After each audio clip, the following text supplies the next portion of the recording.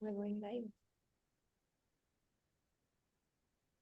Hi, everyone. Thank you so much for joining today's masterclass with us. This masterclass is our second in a series of masterclasses under the Avaana-Startup India Grand Challenge for ClimateTech Innovation. So this challenge aims to identify and support entrepreneurs and innovators building climate tech solutions across 7 themes: energy, mobility, food, circular economy, industrial decarbonization, climate finance, climate data, and e-waste. So for today's masterclass, we have Mr. Umang Maheshwari here with us. Mr. Umang Maheshwari is the Director of Solutions Deployment at the Global Energy Alliance for People and Planet. Thank you so much for being here with us today. Today, Mr. Maheshwari will be giving us a masterclass on the topic, technology innovations that will drive the electricity grid of the future. The structure of this masterclass is going to be as follows. Mr. Maheshwari is going to give his presentation for 25 to 30 minutes, after which we will open the floor to audience questions for a 10-minute question and answer session. So we request you to please post your questions in the chat. Feel free to ask as many questions as you want, and I hope you enjoy the session. Umang, over to you. Thank you, Ishita, and thank you for having me over, for this wonderful opportunity to connect with your audience. Let me just quickly share my screen and then, we can get going. Please confirm if you can see my screen. Yes, it's visible. All right, wonderful. So before we begin, a quick introduction. I work with the Global Energy Alliance for People and Planet. It's a public charity based in the US, and, I work out of their India office. I lead their scalable solutions work, which is focused a lot on battery energy storage and distributed renewables. Today, the topic that I thought, would be very interesting is, how the grid of the future, not only in India, but a lot of emerging economies, given the e-mobility, renewables, coming on live very soon, how will that, shape up the grid of the future? And, how clean energy innovators should look at this market. Electricity utilities is the focus of this conversation. It's not a very aspirational sector for innovators, given the state of utilities, but I'm not here to break any myths, but, just try to paint the picture that, how business models and innovations working with the electricity utility can enable, the grid of the future, reduce emissions, etc. So very quickly, the agenda for today in the next 30 minutes, we'll talk a little bit about Global Energy Alliance, what we do. Then, look at, how the power sector in India is evolving and, how electricity utilities are, trying to be more dynamic than they are, to meet these evolving needs. Then what are the opportunities that, we've identified for clean energy innovators? There's a host of opportunities, but very select opportunities. And then we'll do a deep dive into battery energy storage, which, as per us, is one of the largest opportunities, both for innovators, utilities, and, for the Indian power sector. So very quickly, GAP is a public charity that was launched at COP26 2 years ago. It's a combination of 20 funders, but our main anchor funders are 3 largest philanthropies in the world, the Rockefeller Foundation, IKEA Foundation, and the Bezos Earth Fund. Our impact, we're driven by impact. Our key impact focus areas are access, providing reliable access to people across low and middle income countries, mitigating carbon emissions, especially from the power sector, and, creating green jobs, as we do that. The 3 aspects where we fund, one is the enabling environment. It's a very cliched word, but mostly working on policy and regulatory aspects. Then innovation and entrepreneurship, how we know, the innovations of today will drive the, future of tomorrow. And one of the biggest levers that we have is, de-risking capital that we provide both to government and non-government actors, to do projects and, kind of project financing. I've already described this, but very quickly, our main mission is that how all the new addition in generation that has to happen to meet the increasing demand in, around 80 low and middle income countries, all of that should ideally happen with renewables. Although renewables are variable in nature, therefore battery energy storage is extremely important. So how do we look at technology solutions, business models, ownership structures, and work with governments and non-government actors to really drive this revolution that is already happening globally. So a very quick insight on the power sector. Some of these things would be very clear to you, people who work in this sector, but just for everyone's benefit, how the Indian power sector is evolving. Uh, you know, as per the recent IEA's report, international agency, they've claimed that India is going to be the largest power sector market in emerging economies. It will touch China's growth in terms of volumes in the next few years. So, our demand is expected to grow around 7 to 8%. That's a very healthy growth. The global average is around 1 to 2%. And, our installed capacity to meet this demand will reach 900 gigawatts from almost 50% increase from today. When you're looking at the power sector, what matters most is peak demand. Given the rising temperatures, the peak power demand is, is one of the key challenges. It's going to grow approximately by 50% to reach 400 gigawatt by 2030. Something which, we track very closely. For us, energy poverty is directly proportional to poverty, and, that is what drives us. The per capita consumption of Indian consumers, it's also growing very rapidly, which is great news. It's going to reach around 1,500 kilowatt hours per year per person. The global average is around 3,000. So we are much below the global average, but, we're reaching there. Renewable energy, that's the story of today. That's the story, that we also want to promote. India has committed to expand its renewable energy by 3x, in the next 7 years. That's a humongous task. It creates a lot of opportunities and challenges that we're going to, discuss today. But almost all the new additions, are expected from renewable energy. But of course, coal and fossil fuel will continue to play a role.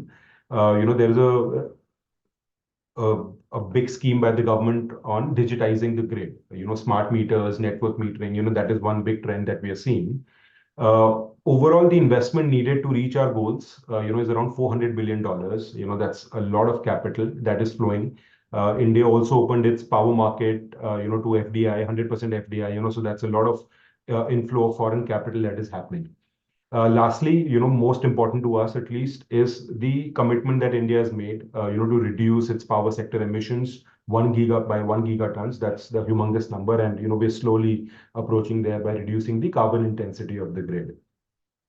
The future of the grid, we a lot of experts define it by 3Ds, and we'll talk a little about that. But what is essentially happening is the traditional electricity delivery system of today, that was shaped by the past, it needs complete overhaul. The key reasons, as I elaborated earlier also, is, the international pressures of grid decarbonization on emerging economies like India and China. Variable renewables are now cheaper than coal, in most Western economies, and would be true for India as well. So that would, create a lot of challenges and opportunities. There is expected growth of, e-cooking, e-mobility. So a lot of fossil fuel-based, solutions will now be driven by the electricity. Then, there is a humongous demand and supply gap that will happen. So digital tools will come up. And of course, there is a commitment from the government for 24/7 reliable power to all corners of India, especially rural areas, which is not very easy. So we see these 3Ds forming, the core strategy of the power sector, decentralization of power, getting generation close to where, consumption is, digitization of the grid, both from the generation, transmission, and most importantly, from the distribution side, and of course, decarbonization. So that this will, shape the future of the grid, and, new models and new innovations are expected to emerge, to meet this task. So when we talk about utilities, distribution utilities or DISCOMs as we call today, they are at the center of it. They're at the center of delivering this transition. Sometimes they're not given the kind of support they're given. The tariffs are not cost reflective. They have legacy burden. But essentially, everyone directly or indirectly, all the stakeholders have to work via the utilities when you're speaking about energy transition. From your governments to policymakers, that's of course the core engagement with utilities, but your investors, RE platforms, your climate finance, directly or indirectly, help utilities to build the infrastructure. Your large project developers, be it off-grid or grid developers, they're also connected with utilities, customers, of course, all of us. Civil society that is, concerned with environmental, legal challenges, health and community, they rely on utilities to deliver reliable power. And of course, innovators, across the electricity delivery value chain, from startups, hardware, software providers, they directly or indirectly engage with utilities. However, in like most emerging economies, India, the utilities face intensive challenges. The grid is evolving, into a intensive, data-intensive distributed network. Some of the challenges are here, but there are several challenges. But most of them, the poor financial health. They're unable to make capex investments. The fluctuation between demand and supply, how to manage peak demand is becoming an increasing challenge. The technical losses are very high, 20-25%. The global average is around 8 to 9%. With more variable renewables coming in, the grid flexibility is becoming a big challenge to maintain frequency, voltage, etc. And then, of course, India has a large rural population. We've reached 100% access, which is phenomenal. But how do we deliver power at a low cost and at a reliable way to rural areas? Remain a significant challenge. With challenge, of course, comes opportunities, and some of the opportunities that we believe that the energy innovators can look at, which also are in line with the 3D architecture that we said. So first is decarbonization. So decarbonization solution for utilities, of course, waste to electricity is emerging as one of the biggest sectors. Utility scale renewables is already a very high growth sector, but it will continue to emerge. Especially with solutions like offshore wind, floating solar, things which are not viable right now, but will be in the future. Hybrid round-the-clock power, firm and dispatchable power from renewables with energy storage, that is picking up pace. You're seeing large tenders coming out. Thermal flexibility, coal is reality, fossil fuel is a reality. But how do we use them more dynamically to improve their impact on the grid? That's going to be a big thing. And finally, grid scale energy storage, which is one of our focus areas. In terms of decentralization, I think the main thing is rooftop solar. There's emergence of rooftop solar in MSMEs. There's emergence of rooftop solar in households. There was a recent announcement by the Prime Minister around subsidy for rooftop solar. So there are a lot of innovative solutions needed there. Microgrids, both for industrial and rural applications, is going to be extremely important, and how it interacts with the utility. Agriculture solarization, a big program called Kusum, which is not taking up, despite several subsidies available, but it continue to remain one of the biggest, innovation areas. Energy efficiency, you cannot expect the world to do less work, but you can, use less energy for the same amount of work. And that is where energy efficient applications and solutions will come. E-mobility, of course, the largest growing sector, gets the largest VCP funding, but e-mobility value chain, especially from the utility perspective, is something that we believe will be extremely critical. And lastly, distributed energy storage across the grid. Finally, on the digitization side, I think this is the weakest point when it comes to utilities, except some private utilities like Tata, BSES in Delhi, or in the major cities. There's a lot of struggle in digitalizing, the entire supply chain. The main thing for utilities is how do they plan their power procurement. They have various generation sources, various demand sources, how that entire planning happens. I think software solutions around those are a big opportunity. We're getting millions of smart meters into the grid, and every smart meter throws thousands of data points on a daily basis. But utilities are not able to use those data points. So in data analysis, AI, ML solutions, that how utilities can use smart meters more effectively. Demand response, very similar to smart meters, that how you can shift peak demand, to solar hours or non-peak hours.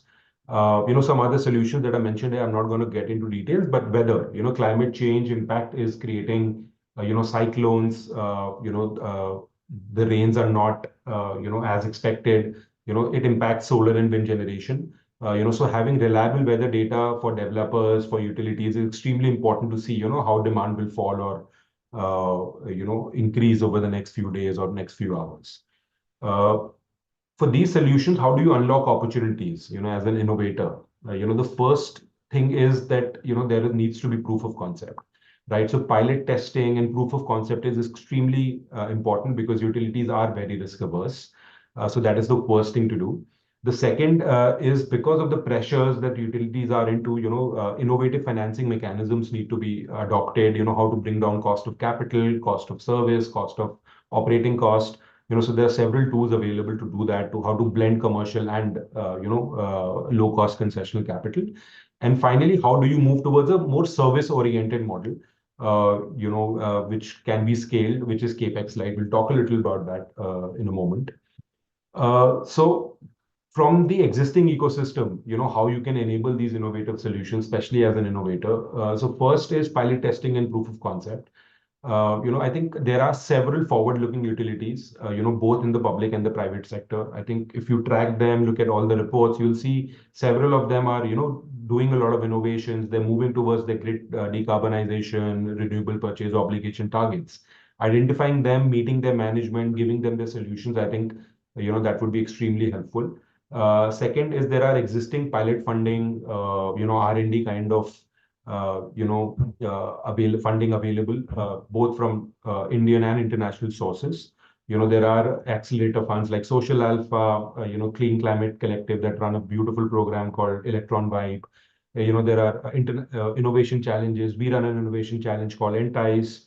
There are other European innovation challenges. So there is a good amount of pilot and proof of concept funding available if you can create a solution in, in partnership with a utility. Second, innovative financing mechanism. Scale will of course take time. But for early stage innovations, how you can de-risk them for utilities and for your own sake. I think blended finance instruments are something that need to be explored. These can be grants, concessional debt, risk guarantee options. All of these are available in the market. Some of them are through, philanthropies like ours. SIF is another big philanthropy working in the energy transition space.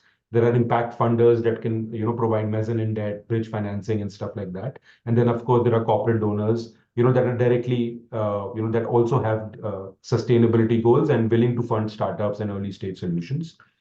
Finally, I think which is the most important thing is that, every solution with the utility is a very capex heavy solution, and they're unable to invest capex. So how do we create incentive for utilities to move from a capex solution to a service solution, right? One thing that we've seen is smart meter as a service, and I work in Bihar for over 10 years, and I think in the next 2 years, every household in Bihar will have a smart meter, right? And every smart meter costs 8,000 rupees.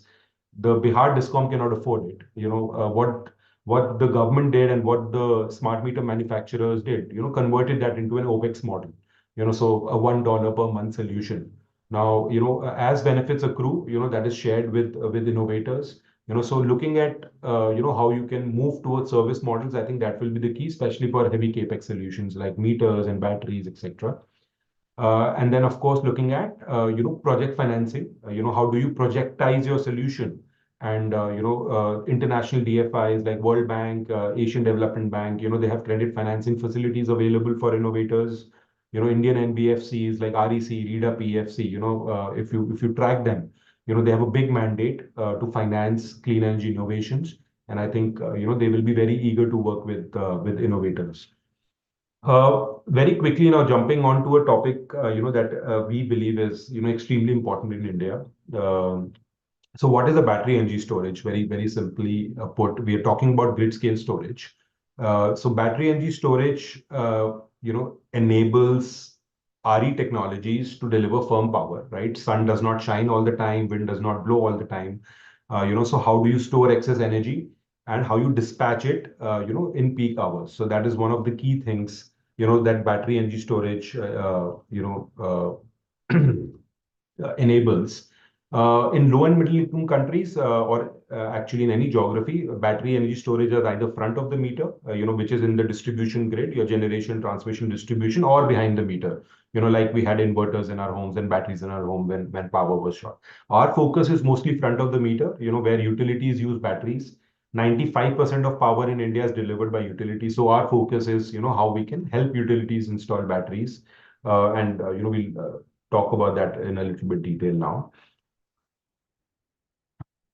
This is just a chart to show that, how batteries can help increase variable renewables. Currently, when you look at India, so this is, an international framework to see how more and more variable renewable mix increases in the grid, and, what challenges come and where batteries start to make more sense. So from international experience from countries like UK, California that have, large battery systems, anywhere between 10% VRE, starts causing problem to the grid, especially in terms of flexibility. And that is where batteries become extremely important. Without batteries, it's almost impossible for, or energy storage of any type, it's impossible for, utilities to absorb more variable renewables. For them to jump from 10 to 15 to 30 to 40%, batteries will make more sense. And we're seeing in, Western geographies, how that is happening, and there are lessons to be learned. So this is a chart, that is depicting this with numbers. So on the left-hand side, on the y-axis, on the x-axis, you'll see the technical need for BESS, which is directly defined by percentage VRE, percentage renewables that you have in the grid. And right side is, how you can monetize those batteries. So India is on the cusp, right now, somewhere, in the middle. The bubble size is, of course, the market size of India's consumption. And how India can move towards these Western economies. This In the graph, the gap is shown very little, but there's a humongous effort that is needed. But yes, as more VRE comes, more commercial capital comes, India will move towards the top right corner. The best market in India, there's a report from CA, our Electricity Planning Authority. There's around 47 gigawatt of batteries needed, in the next 7 to 10 years, which is approximately a $8 billion market opportunity, which will, across all the battery segments from EVs, stationary storage, consumer electronics, it's going to be the largest segment in the future. So very quickly, when coming back to utilities, why do they need batteries, right? India has as more renewables come, the single largest use case is RE firming.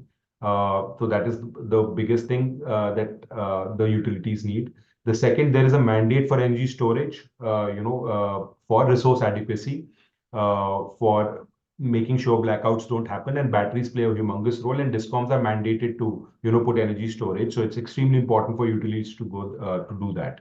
And of course, grid flexibility challenges. So all the challenges that we are seeing from upstream RE push, the utilities have to tackle those challenges, and batteries, we feel, is going to be a very important lever for them. uh, Currently, batteries are unviable. They're unviable because the values are not stacked, right? So when you look at this left graph, it's showing up the green when the sun goes down. You immediately need to ramp up, right? And batteries play a very important role. So how we look at batteries is that a single battery system can offer multiple services, right? Based on what is the need in the electricity grid. When there is an off-peak to peak pricing difference, it can offer energy arbitrage. When there is a grid frequency challenge, it can offer frequency control services. It can, push your transmission and distribution infrastructure upgrades to a later date, so that can be monetized. So there are several value streams that can be monetized, but there are no policy and regulations in India currently to do that. And that is one of the things that we, very closely work with. So what's our ambition in GAP? First is to demonstrate the technical and the commercial value of batteries. Our first pilot project is coming up in New Delhi, near Ashram, where we will demonstrate how these multiple value stacks can be, stacked to the regulator and to the utility. Then, support the market regulators so that they can create a framework for batteries. It's both a generation asset and a dispatch asset. It's a little complicated how to integrate it with the grid code, etc. Third, how do we create standard documents, standard bidding documents for discoms to, really scale batteries and procure batteries. And our target is to do at least 1 gigawatt of battery financing in the next, 3 years, which is approximately $700-800 million, and how we can leverage commercial capital while we do that. And finally, what kind of innovations are needed, in the value chain, to reduce costs, to increase operational efficiency, etc. So this is just a very quick description that how actual value stacking happens. The current levelized cost of batteries is around 12 to 14 rupees. The average cost of power is 6 rupees, right? That is what we pay. So there's a humongous gap, that needs to be fulfilled. So value stacking, currently we can derive almost 70% of the value from batteries, but the rest 40% or 50%, can come from monetizing all the value streams that we are showing on the left-hand side. So, if there are regulations to monetize frequency, voltage support, operating reserves, this gap can be fulfilled. It's a little complicated subject, but, happy to get connected with folks who are interested to, understand the techno-commercial model behind this. Finally, I'd like to conclude from the battery integration perspective for utilities. What are the opportunities for clean energy innovators?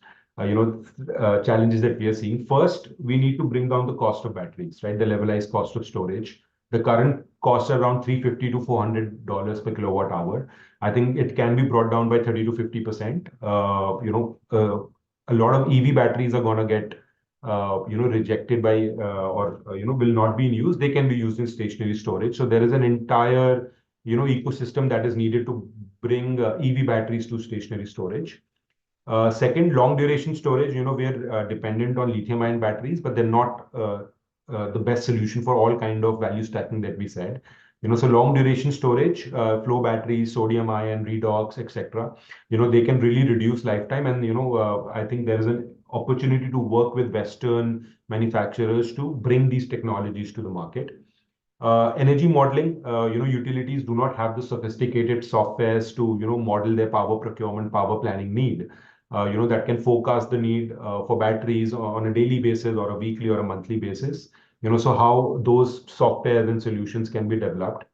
I think system integration is something that India will really excel in. So how you can get batteries from batteries and inverters and integrate into a power conditioning system.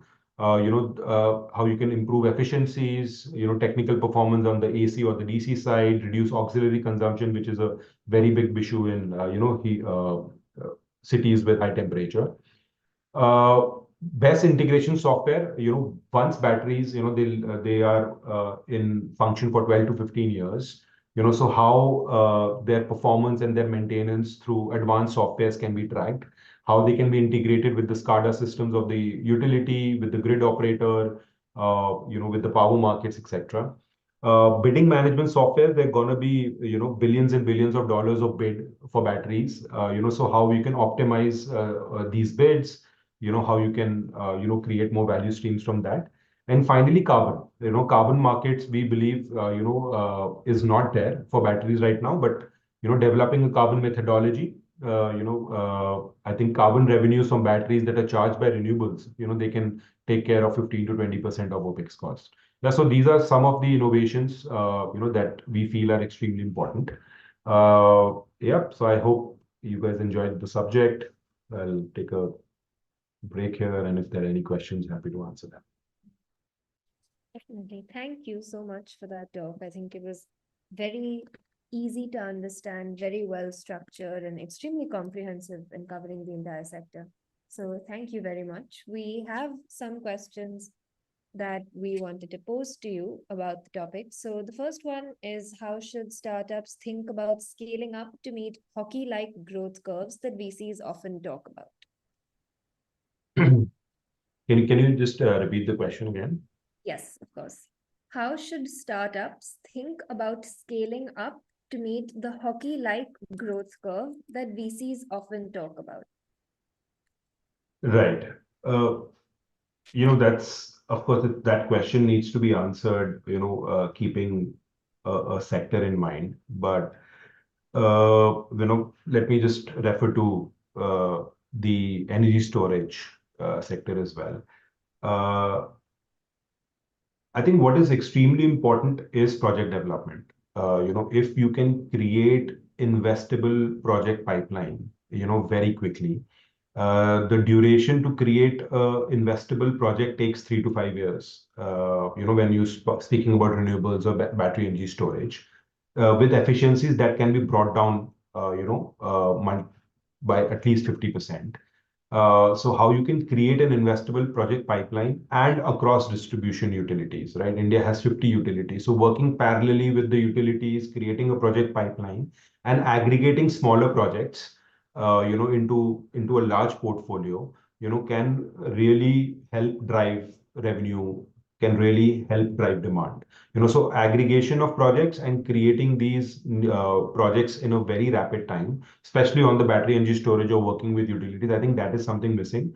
And that can give very quick results. But of course, these are very capex heavy solutions, and VCs are extremely demanding, for rapid growth. So I think a heart-to-heart conversation with VCs is needed. That startups need some breathing space, and not everything can be a hockey stick curve. Fair enough. Thank you.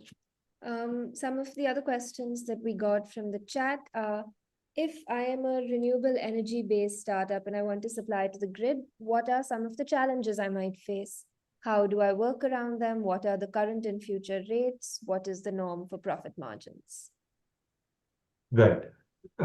See, as a renewable energy startup or a renewable energy developer, the single largest challenge right now is cost of finance. Uh, the demand is not a problem. The technical integration is getting there. It is also a challenge, but I think the single largest challenge is long-term concessional finance. So if there is access to long-term concessional finance, that will reduce your cost. That will reduce the cost to the utility. Utilities are regulated entities. The entire electricity sector is heavily regulated. So they cannot buy at cost-reflective tariffs or cost-reflective costs. So I think the single largest thing that I would recommend for renewable energy startups or project developers is to find sources for cheap capital, cheap debt. I think that would be the number one advice. The second is the integration with the utility network, right? We cannot expect utilities to make the effort to integrate new technologies. I think that entire holistic solution of hardware and software combination, right? So batteries are dumb, meters without their software solutions are dumb hardwares, right? So how do you build a layer of communication with the utility network? How do you integrate with the network apart from the hardware? If that package solution is given to the utility, they will be much more receptive, to adopt the solution that you're offering. Thank you. And just following up on your response to this, would you have any particular examples of any schemes or programs for startups for long-term concessional financing? Right. At the top of my head, not for startups, but essentially for the entire sector, there is long-term concessional financing available, through a lot of DFI programs, right? So there are three big DFIs in India: World Bank, Asian Development Bank, and KfW. They all offer long-term concessional finance through public sector banks. For example, SBI, PNB. So I'm aware of a few rooftop solar financing schemes, energy storage financing schemes. So if you go through the World Bank portfolio in India, you will see that there is long-term concessional financing opportunities, which is around 200 to $500 million credit line that is available for all these solutions that need to be de-risked via the banks, via the public sector banks. So I think that is one big opportunity. I cannot think of anything else, but of course, GAP, and our philanthropic partners also offer long-term concessional debt, for solutions that fit our, mandate. So, anyone working on the energy storage, renewables, distributed renewables, we'll be very happy to work with them and see how we can help. Okay, great. Thank you. Question from the chat. Is there an opportunity in energy trading for smaller players that smaller players can participate in? Right. Energy trading, my math, my numbers are, if I remember them correct, only 3 to 5% of total energy is traded right now, right?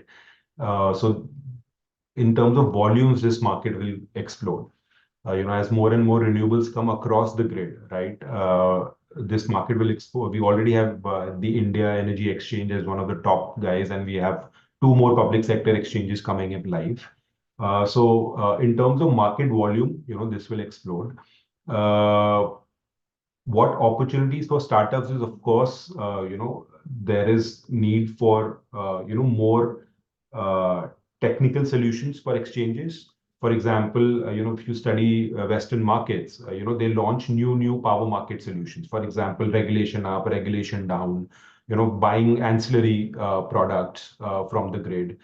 So I think the biggest opportunity that I see is creation of ancillary market products, frequency control products, regulation, frequency up, frequency down products. And there is a lot to be learned from international markets. But because this is a new segment, so startups will have to make that extra effort to create this market category working with, either current exchanges or the government. But we see a lot of, movement happening there. The other solution is, uh, for peak hours, right? For peak hours, energy is expensive, and how you can trade with your renewable assets, with your storage assets. We will see merchant markets coming up for battery energy storage and pump storage and solutions like that. So how peak pricing can be influenced through power market products. I think that is something that's gonna gain a lot of traction. Okay, thank you. Will concentration of customers in 4 to 5 big power utility companies put margin pressures? Sorry, can you repeat that? Will the concentration of customers in 4 to 5 big power utility companies put margin pressures? There are always margin pressures, on utilities, but they're also obligated to deliver power. So there is a lot of, support from the government in terms of subsidies, in terms of, low cost finance, et cetera, et cetera. We it's very difficult to predict, but I think electricity will keep getting cheaper and cheaper because electricity is not the end, right? You cannot drink electricity or you cannot eat electricity. There will be layering of services that will happen over electricity, and that is where people or distribution utilities will make money. So we see distribution utilities and people and innovators serving utilities to become like ESCOs, not just power suppliers. They would be financing appliances through their network. They will be doing energy auditing services, etc. So we see electricity as a base, and more and more functionalities and solutions built over that. That diversification in the business model of utilities and their service providers, I think, is the future of the grid, and that will release some margin pressures because tariff cannot be increased. That's the hard truth. But cost of power can be reduced and more services can be led, over, especially on the energy efficiency side. Is GAP only interested in utility-linked solutions, or will it support off-grid DRE solutions as well? DRE, apart from utility solutions, DRE is also our second largest pillar. So we work in the space of off-grid solutions, microgrid, rooftop solar. One of our key programs is agriculture solarization. So a lot of agriculture is dependent on diesel right now, and how you can decarbonize the agriculture supply chain. So yes, DRE, distributed renewables, is one of our largest focus, both from the hardware technology side and also from the digital tool side as well. Great, thank you. Last question, because we're nearing time. What are the novel technologies in the BESS space across different battery chemistries? I think something that is catching a lot of fancy is redox flow batteries and sodium ion batteries. Sodium ion batteries because the criticism for batteries is that they still need to be mined, right? And especially from poorer countries that do not benefit from it. So it also has a carbon footprint. So battery technologies that can use gravity solutions, more naturally available resources that do not need mining, I think that will find a lot of traction. But of course, right now they're extremely expensive. They're not in the supply chain universe of large manufacturers. That is one. The second is long duration storage, that can give 6 to 8 hours of storage, for around 20 to 30 years. So if batteries can also match the lifetime of solar and wind assets, I think that those chemistries will be extremely important. I think they need to be piloted today so that they can be ready in the next 3 to 5 years. So I think both GAP and a lot of innovators are focusing on, these advanced chemistries. Okay, great. Thank you. Thank you so much for all your insightful answers. I think our audience got to learn a lot. If there are any closing remarks that you'd like to share. Yeah, I'll just come back to the subject of electricity utilities, re-emphasize that it's a big opportunity. We are going to see a lot of privatization of, utilities. It's only happened in metros. We'll see business models coming in rural areas, where utilities will start giving out franchisees. Large states will start privatizing utilities. So this is a sector to watch out. It is right in the middle of energy transition, so a lot of finance will flow, a lot of innovation will flow. So and this is not a very low hanging fruit, but a fruit that will be very sweet, if you can grow it and nurture it. So I would encourage a lot of innovators to start looking at electricity utilities as one of the key enablers of their business operations and sales, apart from the other things that they do. So yes, so that is something that I wanted to highlight. Thank you. Thank you so much for being here with us today, for taking the time out and for sharing all of these insights. It's been a wonderful session. Thank you. Thank you, Shifa. Pleasure is all mine. Thank you. Have a good Bye. day. Bye.